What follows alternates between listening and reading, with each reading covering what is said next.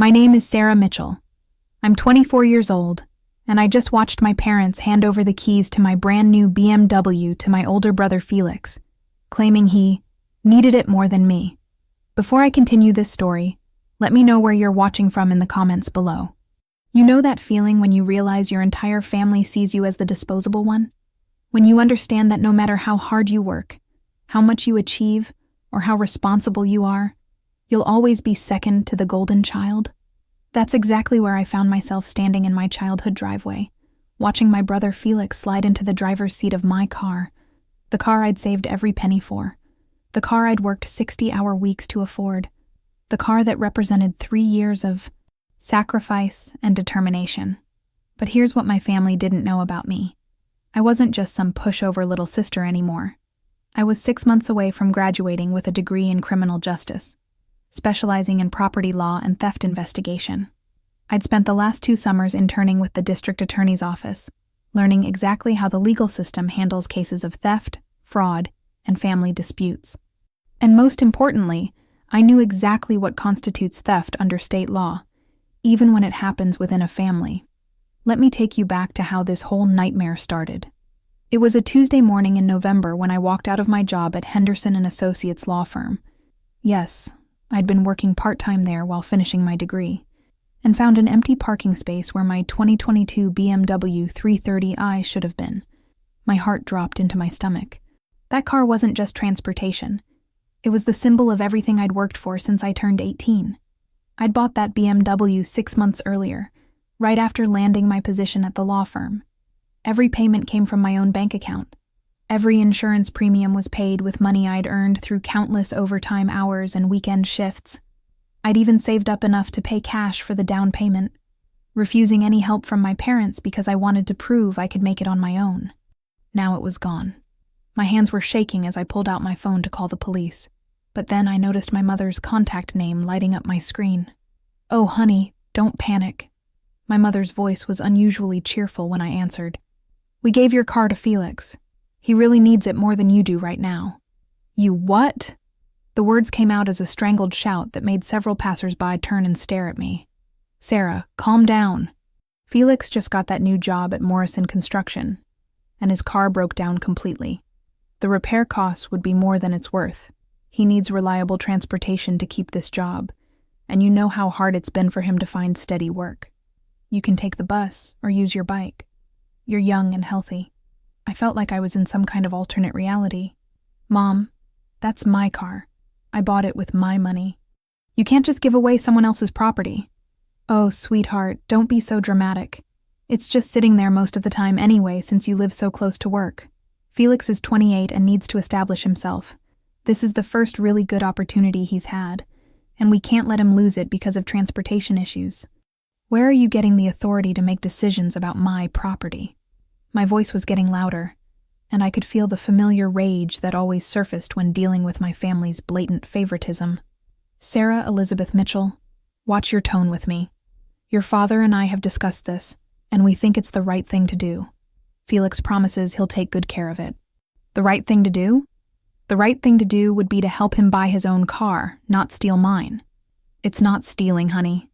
It's family helping family. You've always been so independent and capable. Felix needs more support right now." And there it was, the same old song they'd been singing my entire life. Sarah is strong. Sarah is independent. Sarah can handle anything. So let's pile more on her plate while we coddle Felix. Sarah got a full scholarship to college because she's naturally smart, so let's pay for Felix's education instead. Sarah has a job and can support herself, so let's subsidize Felix's rent. "Mom, I want my car back. Today." "That's not going to happen, dear. Felix already drove it to work this morning, and he'll need it all week. Maybe you two can work out some kind of sharing arrangement." "Sharing arrangement? It's my car. We'll talk about this more when you come for dinner on Sunday. I'm sure once you've had time to think about it, you'll realize we're doing the right thing." She hung up before I could respond. I stood there in that empty parking space for 10 full minutes, watching people drive past in their cars, going to their jobs, while mine had been stolen by my own family. But here's the thing they didn't know about me. I wasn't the same little girl who used to cry when they gave my birthday presents to Felix because he was feeling left out. I wasn't the same teenager who'd accepted that Felix got the bigger room, the newer computer, and the college fund, while I worked 3 jobs to pay for community college. I was now someone who understood exactly how the law worked. I pulled out my phone and dialed 911. 911, what's your emergency? I need to report a stolen vehicle. The dispatcher was professional and thorough. Can you provide the make, model, and license plate number of the stolen vehicle? 2022, BMW 330i, license plate number Delta Romeo 7749. And when did you discover the vehicle was missing? About 15 minutes ago. I came out of work, and it was gone from the parking lot. Do you have any suspects or witnesses? Here's where it got interesting. Yes, I know who took it. My family members removed it from this location without my permission. There was a pause. Ma'am, are you saying a family member took your car? I'm saying that my car was taken from where I parked it by people who do not have permission to use it, regardless of their relationship to me. The vehicle is registered in my name, insured under my policy, and I have all the documentation to prove ownership. I understand. We'll need you to file a formal report. Can you come to the station? Or would you like an officer to meet you at your current location? I'll come to the station. We're located at 425 Main Street. Ask for Officer Rodriguez when you arrive. As I hung up and called an Uber, I felt something I hadn't felt in years when dealing with my family. Power. For the first time in my life, I was the one holding the cards. Officer Rodriguez was a middle-aged Hispanic woman with kind eyes and the no-nonsense demeanor I'd learned to recognize from my internship at the DA's office. She listened carefully as I explained the situation, taking detailed notes. So your parents gave your car to your brother without your permission, and you want to file a theft report? That's correct. The vehicle is registered solely in my name. I have the title, registration, insurance documents, and records of all payments I've made on it. No one else has any legal claim to this vehicle. Officer Rodriguez nodded slowly. I have to ask, have you tried to resolve this within the family first? Officer Rodriguez, if your neighbor came into your driveway and took your car because they decided their son needed it more than you did, would you try to resolve it within the family first? She smiled slightly at that. Point taken. Do you have all your documentation with you? I pulled out a folder I'd grabbed from my apartment. Inside were copies of the title, registration, insurance policy, loan documents, and even receipts for the down payment and monthly payments. I'd learned from my internship to always have documentation ready. Officer Rodriguez reviewed everything carefully. This is pretty straightforward. The vehicle is registered in your name. You have clear proof of ownership and financial responsibility for it. Taking someone else's property without permission is theft, regardless of family relationships. What happens next? We'll file the report and issue a BOLO. Be on the lookout for the vehicle. When we locate it, we'll recover it and return it to you. The people who took it will be notified that they're in possession of stolen property and need to return it immediately. And if they refuse, then they'll be arrested for theft of a motor vehicle, which is a felony in this state given the value of the car. I felt a mixture of satisfaction and sadness as I signed the official police report. Satisfaction because I was finally standing up for myself. Sadness because it had come to this. How long before you locate the vehicle? I asked. Given that you know where it is and who has it. Probably by tomorrow morning. We'll contact the individual and inform them they need to return the vehicle immediately or face arrest. As I left the police station, my phone started ringing. It was my mother. Sarah, what have you done? Felix just called from work saying the police contacted him about returning a stolen vehicle. I reported my stolen car, just like any reasonable person would do.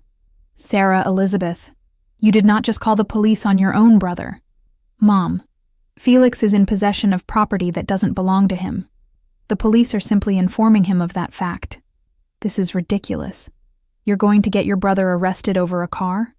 I'm not getting anyone arrested. Felix has a choice.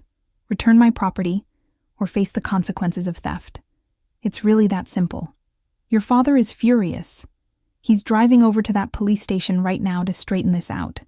That made me laugh. Mom, Dad can't straighten out a legal matter by throwing his weight around. I have documentation proving I own that car, and the police have filed an official report.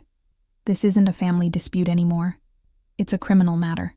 How can you do this to your own family? How could you steal my car and give it to Felix?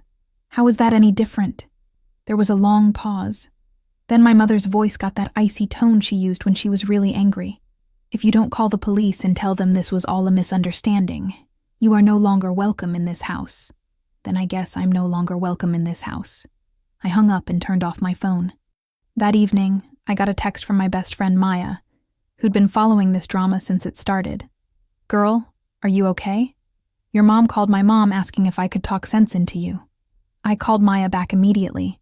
She was the one person who'd witnessed my family dynamics growing up and understood exactly why I'd reached my breaking point. "Sarah, I am so proud of you right now," Maya said as soon as she answered.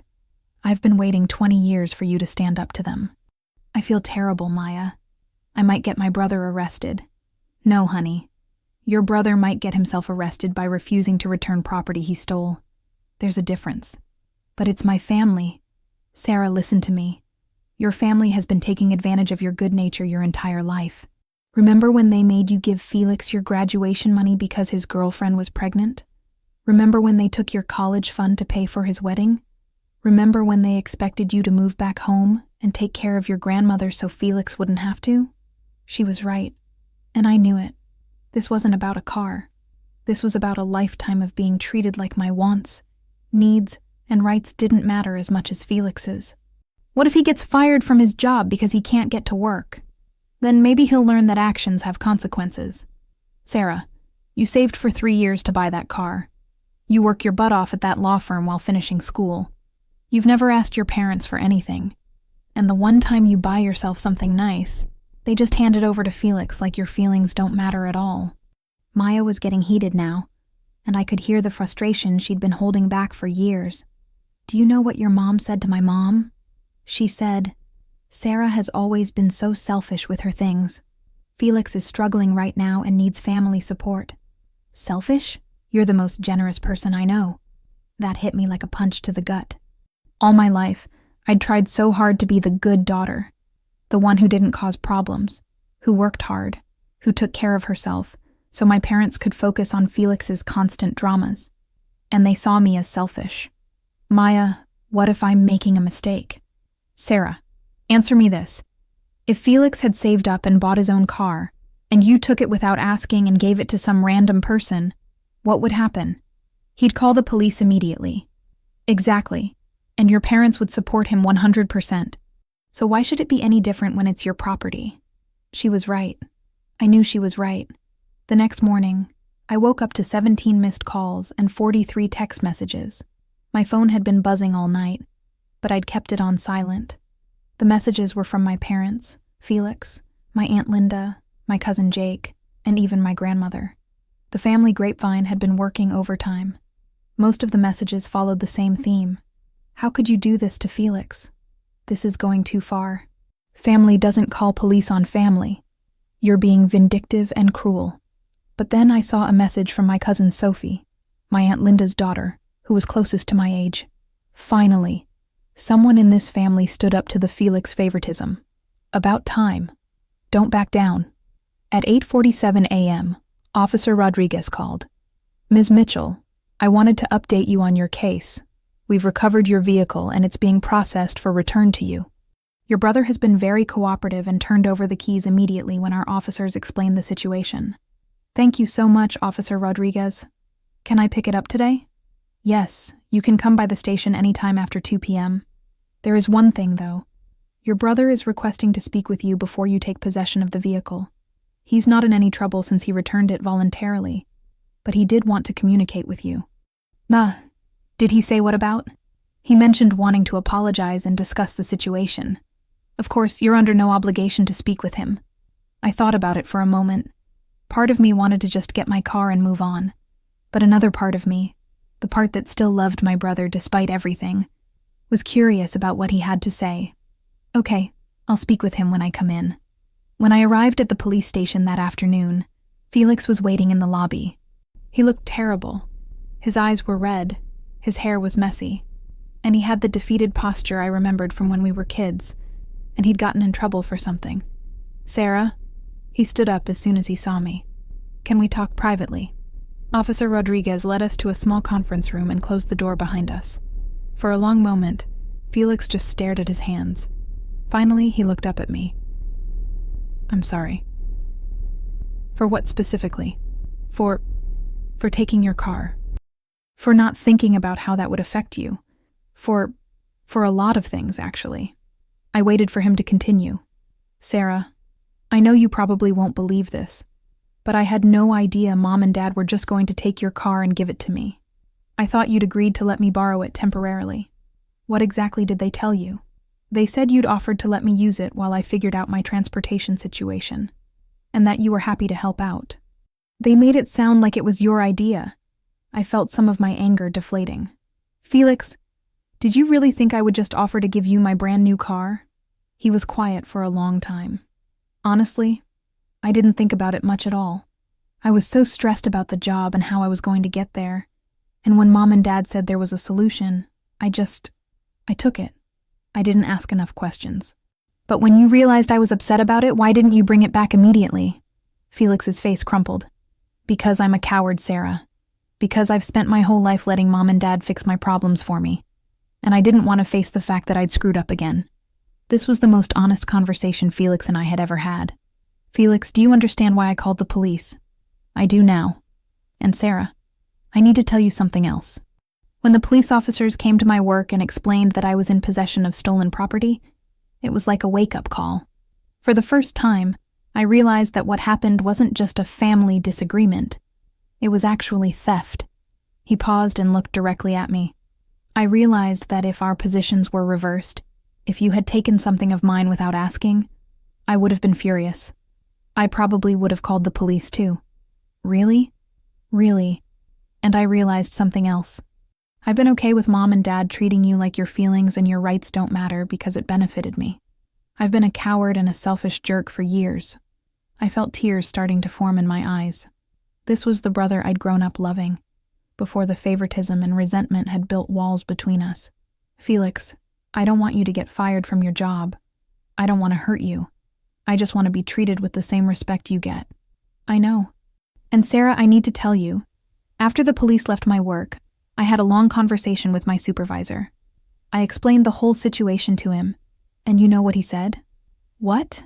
He said any employee who would take someone else's property without permission, even a family member's, was someone he'd have to question the character of. He said the fact that you called the police was probably the right thing to do, and that it showed you had integrity. Did he fire you? No, but he made it clear that I needed to handle this situation properly and make things right with you. He said a man who doesn't take responsibility for his actions isn't someone he wants representing his company. Felix reached into his pocket and pulled out a business card. Sarah, I called a lawyer this morning. I wanted to understand exactly what had happened from a legal perspective. I took the card. It was from Patterson and Associates, a law firm I recognized from my studies. What did the lawyer say? He said that what Mom and Dad did was theft, plain and simple. He said that taking someone's property and giving it to someone else without permission is a crime, regardless of family relationships or good intentions. And he said that if you'd wanted to, you could have pressed charges against all three of us. That was true. I could have filed charges against my parents for theft and against Felix for receiving stolen property. But Sarah, here's the most important thing he told me. He said that the way Mom and Dad handled this, taking your property without consent, and then trying to make you feel guilty about wanting it back, is a pattern called financial abuse. He said it's more common in families than people realize. I felt like I'd been punched in the stomach. Financial abuse. I'd studied it in my criminology classes, but I'd never connected it to my own life. Felix, Sarah, I've been thinking about this all night. How many times have Mom and Dad taken something of yours and given it to me? How many times have they made you feel guilty for wanting to keep what's rightfully yours? How many times have they acted like your financial independence is somehow selfish? I couldn't speak. He was right. And hearing him say it out loud was overwhelming. I'm done with it, Sarah. I'm done being part of their favoritism. I'm done letting them use me as an excuse to treat you badly. What do you mean? I mean, I'm going to start taking responsibility for my own life. I'm going to stop letting Mom and Dad solve my problems for me. And I'm going to stop accepting things that should rightfully be yours. He reached into his other pocket and pulled out an envelope. What's this? It's a check for $15,000. That's roughly what I figure I've cost you over the years. The graduation money they gave me instead of you, the college fund money they used for my wedding, the rent money they've given me that could have gone to you instead. I stared at the check. Felix, I can't take this. Yes, you can. It's not charity, Sarah. It's paying back what I owe you.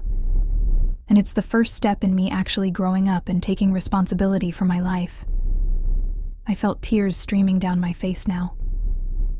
There's something else, Felix continued. I talked to Linda at Morrison Construction about their employee assistance program. They provide low-interest loans for employees to buy reliable vehicles. I'm going to apply for one and buy my own car. A used one I can actually afford. Felix, and Sarah, I need to ask you something, and I want you to be completely honest with me. Do you think there's any chance we can have a real relationship? Not the one where I'm the screw-up and you're the responsible one, but a real brother-sister relationship where we treat each other as equals? I looked at my brother, really looked at him, and for the first time in years, I saw the Felix I'd grown up with, the one who used to build blanket forts with me and share his Halloween candy and protect me from bullies at school. I would like that more than anything. Felix smiled through his own tears. Good, because I've missed my little sister. The real one, not the one Mom and Dad expect you to be. Officer Rodriguez knocked on the door and peeked in. Sorry to interrupt, but Ms. Mitchell, your vehicle is ready for release if you'd like to complete the paperwork. As we stood up to leave the conference room, Felix put his hand on my arm. Sarah, there's one more thing. When you go to Mom and Dad's house to deal with this situation, I want to be there with you. And I want to tell them exactly what I told you, that what they did was wrong, and that I won't be part of treating you this way anymore. You don't have to do that, Felix. Yes, I do. I've been complicit in their favoritism for 28 years. It's time for me to stand up and be the brother you deserve. After I'd signed all the paperwork and gotten my car keys back, Felix and I stood in the police station parking lot next to my BMW. It felt strange to see it again, like I was reclaiming a piece of myself. Sarah, before you go, I want you to know something. What you did, calling the police, standing up for yourself, refusing to back down even when the whole family was pressuring you. That took real courage. I'm proud of you. Really? Really. And I think it's going to change things in our family. Maybe not with Mom and Dad right away, but with the younger cousins, with Sophie and Jake and the others. They've been watching this whole situation, and they've seen that it's possible to stand up to the favoritism. As I drove my car home that afternoon, I felt a mixture of emotions I'd never experienced before. Relief at having my car back, pride in standing up for myself, sadness about the family conflict, but also hope that things might actually change. That evening, my phone rang. It was my mother. Sarah, your father and I would like to speak with you. Can you come over tomorrow evening? Will Felix be there? Yes. He's requested to be part of the conversation. Okay, I'll be there at 7. The next evening, I pulled my BMW into my parents' driveway with a mixture of anxiety and determination. Felix's beat-up Honda was already there, which surprised me since I'd expected him to still be borrowing one of my parents' cars. My father opened the door before I could knock. Robert Mitchell was a tall, imposing man who'd spent 40 years in middle management and was used to getting his way through sheer force of personality. Tonight, though, he looked tired and older than his 62 years. Sarah, he said simply, stepping aside to let me in. The living room felt tense when I entered. My mother, Patricia, was sitting stiffly on the couch, her arms crossed and her lips pressed into a thin line. Felix was in the armchair, looking nervous but determined. Sit down, Sarah, my father said, settling into his recliner. We need to discuss what happened this week. Okay. My father cleared his throat. First of all, your mother and I want you to know that we never intended for this situation to escalate the way it did. We thought we were helping Felix during a difficult time, and we didn't realize how strongly you felt about the car. Dad, you took my car without asking me and gave it to Felix. How did you think I would feel about that? We thought you would understand that Felix was in a tough spot and would be willing to help out temporarily. But you didn't ask me. You just took it. My mother spoke up for the first time. Sarah, we're your parents. We raised you to be generous and helpful to family members in need. We expected you to act according to the values we taught you. I felt the familiar frustration rising. Mom, being generous doesn't mean letting people take my property without permission. It's not just property, Sarah. It's a car. It's a tool to help your brother succeed in life. It's my car that I bought with my money. Felix cleared his throat. Actually, Mom, Dad, I need to interrupt here. Sarah, can I tell them what we discussed yesterday? I nodded. Mom, Dad, I had a long conversation with a lawyer about this situation. What you did, taking Sarah's car without her permission, is legally theft. It doesn't matter that you're her parents or that you thought you were helping me. Taking someone else's property without consent is a crime. My father's face turned red. Felix, don't be ridiculous. We didn't steal anything. We're a family. Dad, being a family doesn't put us above the law. If Sarah had wanted to, she could have pressed criminal charges against all three of us. The only reason she didn't is because she's more generous than we deserve. My mother looked shocked. Criminal charges? Over a car? Felix pulled out his phone and showed them a web page. Mom, I've been researching this. Taking someone's vehicle without permission is auto theft, which is a felony in this state. The value of Sarah's car makes it grand theft auto, which carries a potential sentence of 2 to 10 years in prison. The room went completely silent. But beyond the legal issues, Felix continued, I need you both to understand something. What you did to Sarah is part of a pattern that's been going on our entire lives. You've consistently treated her like her wants and needs don't matter as much as mine. That's not true, my mother said quickly. Mom, it is true. Sarah's graduation money that you gave to me when Jessica got pregnant. Sarah's college fund that you used to pay for my wedding. The down payment money for Sarah's apartment that you gave to me for my car repair last year. The Christmas gifts you've given to me when Sarah couldn't afford to reciprocate. It's been going on for decades. I was surprised that Felix remembered all of that. I hadn't realized he'd been paying attention. We've always tried to help both of our children equally, my father said. No, Dad. You've consistently given me Sarah's things, and then expected her to be okay with it because family helps family. But it only goes one way. You've never taken anything of mine and given it to Sarah. Felix stood up and walked over to the mantel, where our childhood photos were displayed. He picked up our high school graduation pictures. Look at these photos, Mom. Really look at them.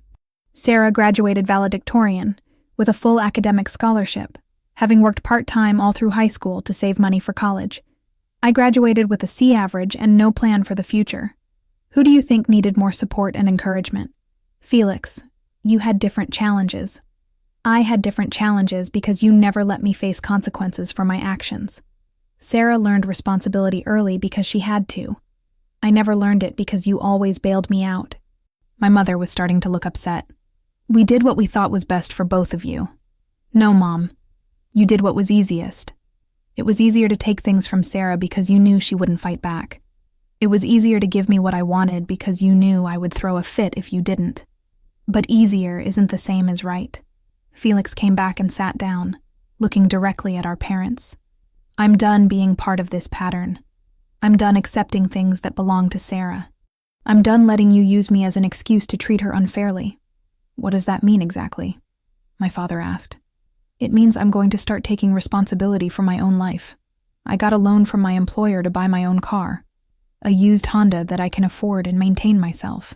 I paid Sarah back for the money you've given me over the years that should have been hers. And I'm going to stop coming to you every time I have a financial problem. My mother looked like she was going to cry. Felix, we want to help you. We're your parents. And Sarah is your daughter. She deserves the same consideration and respect that you give me. I finally spoke up. Mom, Dad, I don't want Felix to stop being your son. I don't want to destroy our family. I just want to be treated like my rights matter too. Your rights? My father asked. Yes. My right to keep the property I buy with my own money. My right to be asked before family decisions are made that affect me. My right to be treated like an adult whose opinions and feelings have value. There was a long silence. Finally, my mother spoke. Sarah, we never intended to make you feel like your rights don't matter. But that's exactly what happened, Mom. When you took my car without asking, what message did that send about how much you value my autonomy? I don't know. Felix leaned forward. Mom, let me ask you something. If Sarah had taken your car and given it to one of her friends because the friend needed it more, how would you feel? I would be furious. Why? Because it's my car. Sarah would have no right to make that decision. Exactly. So how is what you did to Sarah any different? My mother was quiet for a long moment. Then she said, I suppose it isn't. My father cleared his throat. Sarah, we owe you an apology. We were wrong to take your car without asking. We were wrong to assume you would just go along with our decision. And we were wrong to make you feel guilty about wanting your own property back. Thank you, Dad. That means a lot. But I need to ask you something. He continued. Do you really think calling the police was necessary? Couldn't we have worked this out as a family? Dad, I tried to work it out as a family. I called Mom and explained why I was upset, and she told me to get over it. She said Felix needed the car more than I did, and that I should just deal with it. That's true, my mother admitted. I did say that. So what was I supposed to do? Just accept that my car was gone forever. Felix spoke up again. Dad, Sarah calling the police was actually the smartest thing she could have done. It protected all of us. What do you mean? I mean that if I'd been in an accident while driving Sarah's car without her permission, her insurance might not have covered it. If I'd gotten a ticket or been arrested, it could have affected Sarah's driving record. If the car had been damaged or stolen while I had it, Sarah would have been responsible for the loss. I hadn't thought of that. But Felix was right. By taking my car without permission, my parents had potentially exposed me to all kinds of legal and financial liability. Also, Felix continued, by filing an official police report, Sarah created a clear paper trail showing that she hadn't given permission for me to use the car. If anything had happened, that report would have protected her from being held responsible for my actions. My father looked surprised. I never thought of any of that. That's because you were thinking of this as a simple family favor, not as a legal transaction involving property rights and liability. I was impressed with how much research Felix had done. Felix, how did you learn all of this? I spent yesterday afternoon with the lawyer I mentioned, and then I spent the evening researching property law and auto insurance regulations online. I wanted to understand exactly what had happened and what the potential consequences could have been. My mother spoke up. Sarah, I need to ask you something, and I want you to be honest. Do you really think we favor Felix over you? I looked at my parents, really looked at them, and I could see that they genuinely didn't understand the pattern Felix and I were describing. Mom, let me ask you a question. In the last 5 years, how much money have you given to Felix versus how much you've given to me? Well, Felix has had more financial emergencies. That's not what I asked. I asked how much money you've given to each of us. My parents looked at each other uncomfortably. I don't know the exact amounts, my mother said. Felix pulled out his phone and opened up what looked like a spreadsheet. I calculated it yesterday. In the last 5 years, Mom and Dad have given me approximately $47,000 in various forms of financial assistance. They've given Sarah $0. Felix, that's because Sarah has been financially independent, my father said. Dad, has it ever occurred to you that Sarah has been financially independent because she's never had the option of coming to you for help? That maybe she's worked so hard to take care of herself because she learned early that she couldn't count on family financial support? The room was silent again. And Mom, here's another question, I said gently. When was the last time you called me just to see how I was doing, versus calling because you needed me to do something or because you were worried about Felix? My mother's face went pale. I call you. You call me when you need me to help with something. You call me when you want me to talk Felix through one of his problems. You call me when you need someone to pick up groceries for Grandma. When do you call just to ask about my life? Sarah, you always seem so capable and together. Felix needs more support. Mom, do you know what my biggest challenge at work has been this month? No. Do you know what I'm most excited about regarding my graduation next spring? Well, I know you're graduating. Do you know what my plans are after graduation? My mother looked stricken. Sarah, No, I don't know any of those things. But you know every detail of Felix's job situation, his girlfriend problems, his financial struggles, and his plans for the future. Felix looked at our parents sadly. Mom, Dad, Sarah has spent the last 6 years working full-time while going to school full-time, and you've never once asked her if she needed help with anything. You've never offered to help with her tuition, or her living expenses, or even just to buy her groceries when money was tight. We thought she was doing fine on her own, my father said.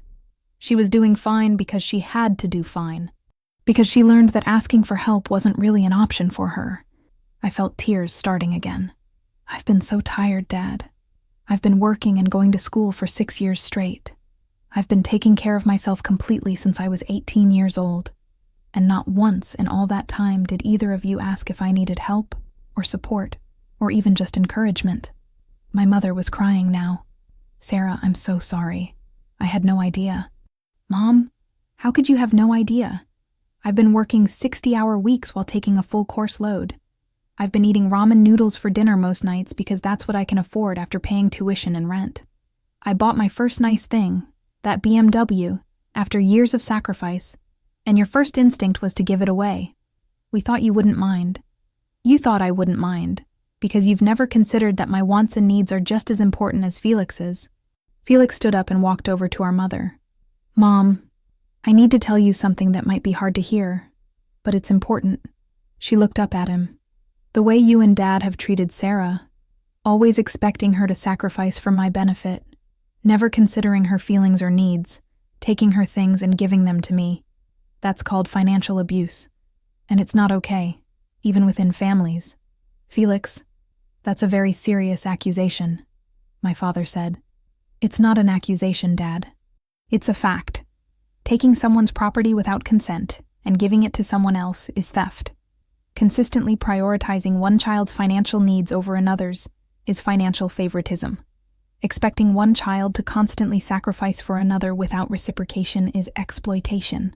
Felix sat back down and looked directly at both parents. And the fact that you're more upset about me using those words than you are about the behavior itself tells you something important. The room was quiet for several minutes. Finally, my father spoke. What do you want from us, Sarah? How do we fix this? I don't want your money, Dad. I don't want you to stop helping Felix when he really needs it. I just want you to treat me like my feelings and rights matter as much as his do. What does that look like practically? It looks like asking before making decisions that affect my property. It looks like occasionally checking in on my life and my goals. It looks like recognizing that I've worked hard for what I have and treating my achievements with respect. And, Felix added, it looks like not expecting Sarah to constantly sacrifice for my benefit. If I need help, I should ask for it directly and accept responsibility for solving my own problems. My mother wiped her eyes and looked at me. Sarah, I want you to know that I am proud of you. I've always been proud of you. Maybe I haven't said it enough because you always seem so self-sufficient. Mom, everyone needs to hear that their parents are proud of them, even self-sufficient people. You're right. And Sarah, I want you to know that when Felix told me how much money we've given him over the years versus how much we've given you, I was shocked. I never realized the disparity was so large. It's not about the money, Mom. It's about what the money represents. That you see Felix's problems as more worthy of attention than my needs. My father cleared his throat. Sarah, I want to make something clear. When Felix came to us and told us he needed transportation for his new job, our first thought should have been to help him find his own solution, not to take something of yours. That was wrong, and we apologize. Thank you, Dad. And I want you to know that we will never again give away something that belongs to you without asking your permission first. I appreciate that. Felix spoke up. Mom, Dad, I have a request too. What's that? My mother asked. I want you to stop using me as an excuse to treat Sarah unfairly. If I need help, I'll ask for it directly and take responsibility for paying you back or finding alternative solutions. But I don't want my problems to be used as justification for taking things from Sarah anymore. That's fair, my father agreed. And I want to start having family conversations where we talk about Sarah's life and goals and achievements, not just my problems. My mother smiled through her tears. I would love that. Sarah, would you be willing to have dinner with us next Sunday and tell us about your work and your graduation plans? I'd like that, Mom. And Sarah, my father added, I want you to know that if you ever need help or support with anything, financial or otherwise, you can come to us. Just because you've been independent doesn't mean we don't want to be there for you. Thank you, Dad. That means more than you know. Felix pulled out the business card from the lawyer again. Mom, Dad, there's one more thing. I think it would be good for our family to have a session with the lawyer I consulted, just to understand the legal and financial boundaries that should exist between family members. Not because we're planning to sue each other, but because understanding those boundaries can help us treat each other with appropriate respect. That's actually a good idea, my father said. I think this whole situation has shown us that we need to understand better how to help each other without crossing legal or ethical lines. As the evening wound down, I felt something I hadn't felt in years, like I was actually part of a family instead of just the responsible one who holds everything together.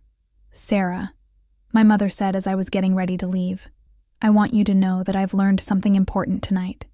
You calling the police on Felix wasn't vindictive or cruel. It was you standing up for yourself when no one else would. Thank you for understanding that, Mom. And I'm proud of you for refusing to back down, even when the whole family was pressuring you. That took real courage. Felix walked me out to my car. How do you feel about everything that happened tonight? Hopeful. For the first time in years, I feel like maybe we can actually have a healthy family dynamic. Sarah, I want you to know that I meant everything I said in there. I'm done being part of the favoritism.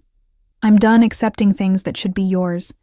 And I'm done letting Mom and Dad use my problems as an excuse to treat you badly. I believe you, Felix. And I want you to know that I don't want you to stop being close with Mom and Dad. I just want to be included in that closeness. You will be. I'm going to make sure of it. As I drove home that night, I reflected on everything that had happened over the past week. What had started as a simple case of theft had turned into a complete restructuring of my family dynamics. But more than that, it had been a lesson in standing up for myself and demanding the respect I deserved. The next morning, I got a text from my cousin Sophie. I heard about what happened with your car.